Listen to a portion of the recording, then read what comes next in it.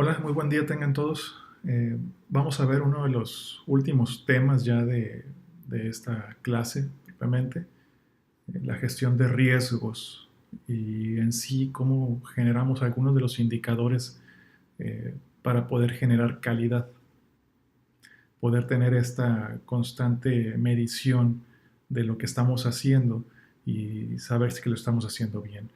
Eh, Bien, vamos a empezar. Esta va a ser prácticamente la penúltima clase. En la próxima básicamente vamos a ver ya lo que es el trabajo final. Yo creo que en unas 2 semanas aproximadamente, dependiendo algunas otras situaciones, podremos ya tener esa última clase donde veremos ya el trabajo final. Bien, recordando un poco, radio es humano. Eso ya lo hemos estado observando en todas las presentaciones anteriores. El comprender que podemos equivocarnos, que podemos cometer errores, es algo muy, muy, muy importante. Yo creo que es lo más importante de toda esta clase de gestión de riesgos. El poder comprender que podemos eh, errar y que por ello debemos de estar siempre, siempre pendientes. Los humanos cometen errores, los médicos son humanos, los médicos cometemos errores. Cuando comprendamos esta base, es que no nos creamos dioses, que no creamos que somos totalmente infalibles, vamos a dar un paso adelante en esta evolución profesional propiamente. Otra de las cuestiones que acabamos de revisar en esos últimos trabajos es la comunicación.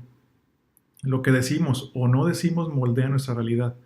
Algo bien importante de la anterior presentación y tareas que les dejé es cómo la comunicación es importante en el momento de cometer errores. Y no nada más para cometer errores, sino también para los procesos. Nuestros procesos, la forma en la que nos comunicamos tanto verbal como no verbalmente. Esto influye totalmente en las perspectivas, en todas las cuestiones que nuestros pacientes y nuestros compañeros mismos van a poder trabajar con nosotros. Y esto al final de cuentas se traduce en realizar las cosas de manera correcta o con errores. Entre peor sea la comunicación de una organización, mayor es la propensión al error. Eso es bien importante. La prevención, lo que hemos estado hablando prácticamente también todo este tiempo, el no prever las fallas evitables y los peligros a aquellos que confían sus vidas en nuestras manos, eso es lo inhumano.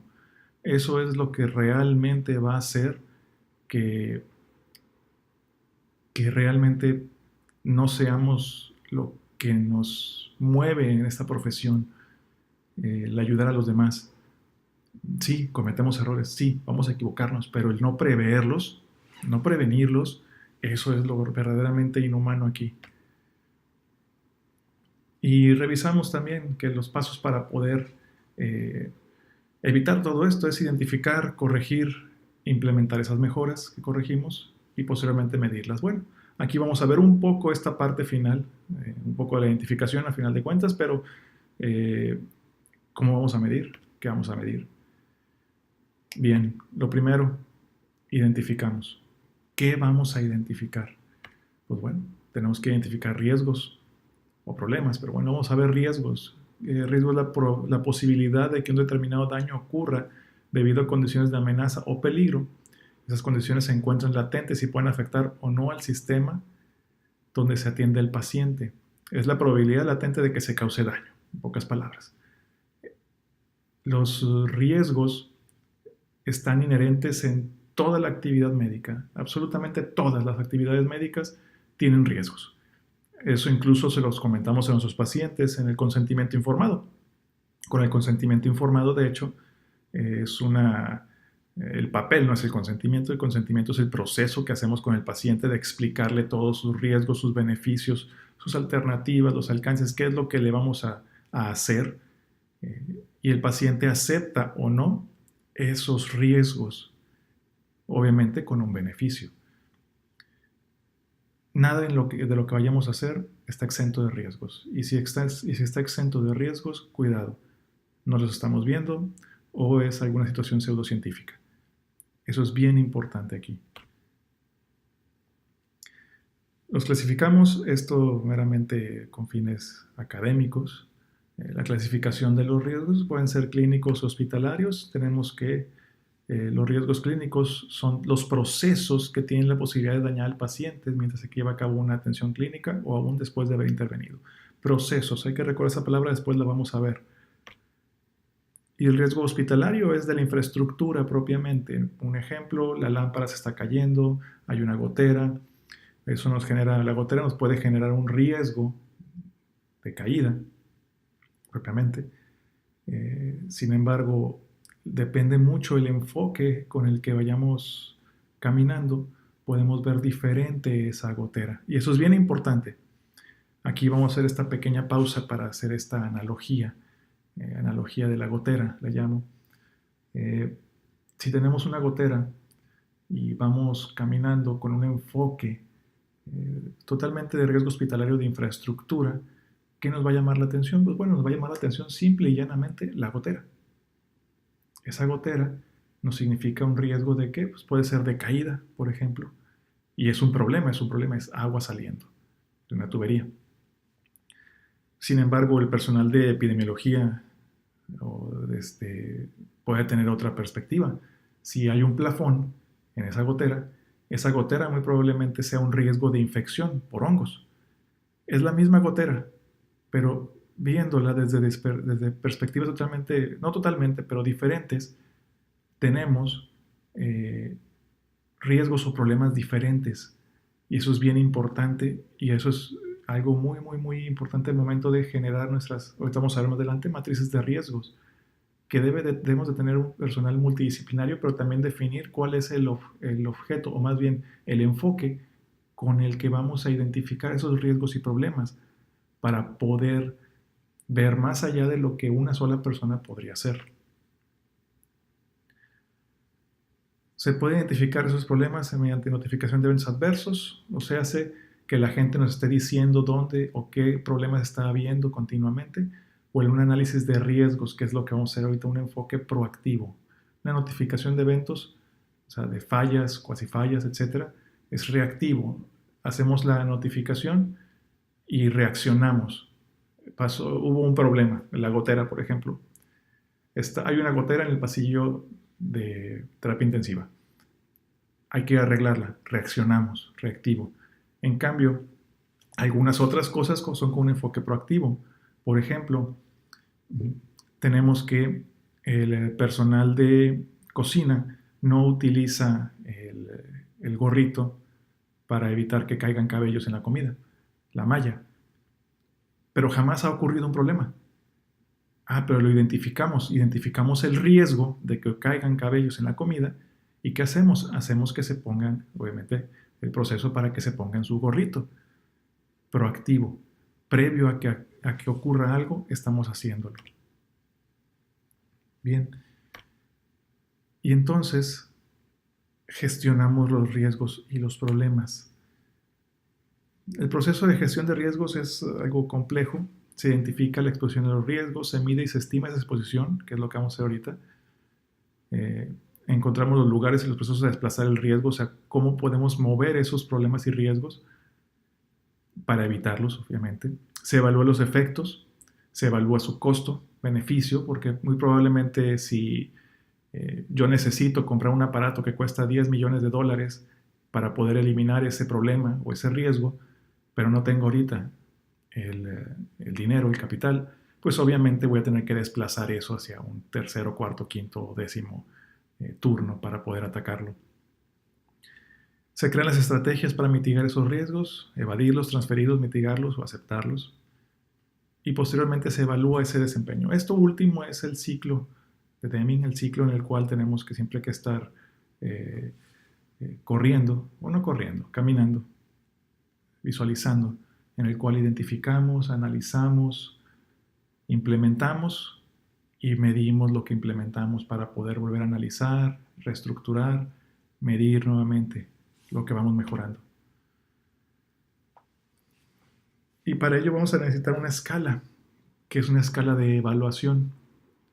Hay muchas escalas de evaluación. De las más eh, importantes, bueno, las más utilizadas son las escalas 4x4, en la cual tenemos un puntaje, una severidad y una probabilidad de que ocurra el problema o riesgo que vamos a ejemplificar. Por ejemplo, severidad, le vamos a tocar un número 1 si no hay ningún daño. Si ocurre el evento y es un daño menor, 2, 3 si es moderado, 4 si es mayor y 5 si es catastrófico. Y la probabilidad de que ocurra ese riesgo o ese problema nuevamente, si es raro, es improbable, es posible, es probable o casi certero. Bueno, ¿cómo vamos a hacer esto? Vamos a identificar unos riesgos. Aquí tenemos una escena. Ustedes mismos pueden ir identificando algunos riesgos y problemas sobre esta escena. Pueden poner pausa si gustan aquí al video, identificar 3, 4, como ustedes quieran. Y luego, esto es una escena que ocurre comúnmente en algunos hospitales. ¿Qué hacemos? Bueno, identificamos los riesgos y problemas. El riesgo de caída del tripié, la persona que estaba sosteniendo el suero, no hay batas, riesgo de infección porque no hay batas, riesgo de caída del abanico o ventilador, que por sostener el suero, como pueden ver ustedes ahí si regresan la imagen, riesgo de infección por no usar cubrebocas, hay pocos guantes, no sé, de hecho casi no se observan, hay personal que probablemente no tenga guantes, puede haber un piso resbaloso por riesgo de caída, ingreso a personal externo porque no están identificados, etc. Hay muchos riesgos y problemas y esto nada más es una pequeña lista de lo que observamos nada más en esa imagen. ¿Qué tenemos que hacer posteriormente? Vamos a priorizar de todos esos problemas o riesgos que yo observé, ¿cuál ataco? Si yo ataco, por ejemplo, hay pocos guantes, vamos a comprar guantes. Perfecto, ya compramos guantes y salvamos el mundo. Pero a lo mejor ese no era mi mayor problema, como vimos en la imagen. No me di cuenta si había o no había. Digo, aparentemente había un par de personas que no portaban guantes. No sé si esas personas estaban dentro del proceso o no. Entonces, ¿qué es lo mejor? Para no atacar cosas que impacten poco en todo mi entorno, mejor lo priorizo. Priorizo aquellas que me generen un mayor impacto o una ocurrencia, probabilidad de que ocurra o de impacto, como ya vimos ahorita. Y entonces, por ejemplo, el riesgo de infección por no usar cubrebocas, vamos a suponer que ocurre siempre porque no hay cubrebocas y como ocurre siempre, el riesgo es muy alto, es catastrófico de que se va a infectar un paciente ahí. El riesgo de infección por lo mismo prácticamente. El riesgo de caída, la persona que sostiene, no hay tripiés, entonces la persona tiene que sostenerlo. Entonces su riesgo se ha caído varias veces, entonces el riesgo, la ocurrencia, vamos a poner 4, y el impacto pues es siempre grave, si cae sobre el paciente o sobre el mismo incluso. Y entonces tenemos un NPR. Ustedes pueden ver ese NPR ahí. El NPR es el número prioritario de riesgo. Ese nos va a decir siempre, aquí en este ejemplo, multiplicamos el impacto por la ocurrencia, 5 por 5, 25. Entonces me dice a qué debo de atacar. Es mejor comprar cubrebocas que comprar guantes, por ejemplo. O el piso resbaloso. No nos dimos cuenta muy bien si el piso estaba resbaloso o no. Eso lo puse básicamente para ejemplificar una situación con una prioridad muy baja. Y ese piso resbaloso, imagínense que, ok, vamos a comprarle a todos zapatos antiderrapantes y a poner piso antideslizante y etcétera, y vamos a cambiar ese piso para que la gente no se resbale y gastamos una enormidad de dinero en todo eso, pero al hacer nuestro análisis realmente resulta que no sucede. Casi nadie se resbala y cuando se resbalan realmente casi no sucede nada, no se golpean, no se pegan, no pasa nada. Eso es muy importante. Por eso es bien importante analizar nuestros problemas y nuestros riesgos. Bien, entonces con esta información yo ya puedo saber qué problema y riesgo, o problemas y riesgos debo de atacar primero o con mayor energía o recursos sobre el resto. Me enfoco. No empezamos a a atacar o apagar fuegos, como bien decimos a veces. Sucede algo, lo atacamos, sucede otra cosa y luego vamos a esa cosa, y luego sucede otra y vamos sobre esa y nos olvidamos de las dos anteriores que estábamos revisando. Bien. En teoría debimos de haber revisado los problemas y riesgos, haber atacado los mismos, haber dado soluciones a los prioritarios, pero también nos interesa, en el área de calidad nos interesa medir qué tan efectivo fue las medidas que utilizamos. Y entonces para ello utilizamos indicadores. Los indicadores son datos o información que sirve para conocer o valorar las características y la intensidad de un hecho o para determinar su evolución futura. O sea, cómo es que esto que implementamos está impactando. Y podemos tener indicadores de muchos tipos, pero vamos a revisar dos que son los más frecuentes que se utilizan aquí. Los de proceso. Un indicador de proceso es un indicador que mide el proceso propiamente, o sea, las actividades, la acción o las acciones que nosotros dijimos que se tenía que hacer para evitar ese problema y ese riesgo. O los de resultado. Los de resultado son básicamente contabilidades. Número de ocasiones en que ocurre un evento o deja de ocurrir un evento. Bien, ¿cómo aplicamos esto en nuestro ejemplo anterior?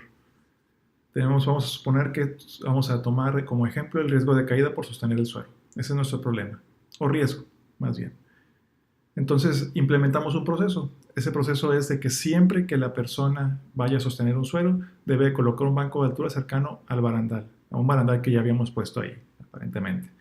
La persona sube al banco de altura, se sujeta el barandal con una mano y sujeta el suelo con la otra mano. Tengo un proceso. Nuestro indicador de proceso será el total de veces que se realiza la totalidad del proceso en orden exacto, o sea, que esa persona se colocó el banco de altura, se subió, se sujetó y posteriormente sujetó el suelo, no al revés, no sujetó el barandal y luego colocó el banco, eso ya no aplicaría, o se le olvidó colocar, no tomó el barandal, por ejemplo, eso ya no aplicaría. Entonces, el total de veces que se realiza la totalidad del proceso en el orden exacto, entre el total de veces observadas. Ese es un indicador de proceso, por 100. Nos va a dar un porcentaje de ocasiones en que el proceso se cumple. Por el otro lado tengo un indicador de resultado. Mi resultado es el número de caídas en el mes. ¿Qué significa? Supongamos que en el mes de enero yo tuve 7 caídas de esa persona. En febrero 8, en marzo 2 y en abril tuve 10. En marzo tuve 2. ¿Significa que la persona realizó el proceso mejor que en abril, que hubo 10? Y la respuesta es, no lo sabemos. Si medimos el número de caídas, muy probablemente hubo menos personas que requirieron suero el mes de marzo que el mes de abril. Y a lo mejor en el mes de abril la persona hizo más veces su proceso que nos evita la caída que en marzo. Por eso los indicadores de resultado no es que sean malos, simplemente son para medir algunas otras cuestiones. Nos pueden medir a veces el impacto del proceso. Pero lo mejor para cuestiones de calidad, más que nada cuestiones de mejora continua, es medir un indicador de proceso, que es que realmente las personas hagan lo que definimos, o lo que se definió, más bien la organización definió que se debe de realizar para evitar o hacer más difícil que ocurra un error. Bien.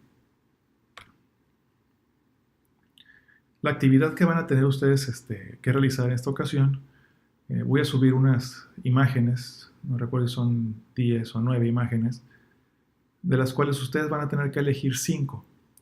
De esas 5 imágenes, van a identificar al menos para cada imagen al menos 2 problemas o riesgos, uno u otro, o sea 2. Al final van a tener una matriz con 10 problemas o riesgos. Van a realizar su matriz de manera hipotética. ¿Qué significa esto?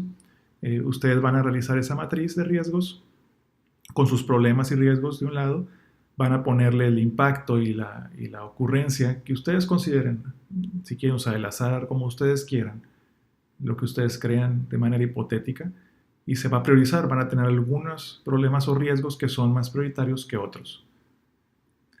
Y van a definir al menos un indicador de proceso y de resultado.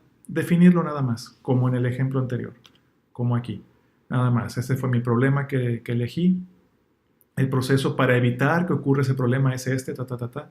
Entonces yo hipotéticamente se mediría el total de veces que ocurre esto entre total de veces observadas por 100, caso casi nunca va a cambiar. Y mi resultado va a ser el número de veces que ocurre o que no ocurre. Puede ser, por ejemplo, cantidad de pacientes sin infecciones, qué sé yo, depende de lo que ustedes hayan estipulado para medir. Y eso obviamente ya se sube como actividad. Cualquier duda, comentario que tengan al respecto de la misma, con mucho gusto, pueden enviármelo por mensaje. Trataré de responder a la brevedad. Y yo espero que más tardar en 2 semanas estemos subiendo la última actividad, que va a ser el examen final propiamente. Un análisis causa-raíz, eso es lo que vamos a realizar para la actividad final. Básicamente, igual voy a subir un video donde expliquemos todo cómo se realiza todo esto. Bueno, pues muchas gracias.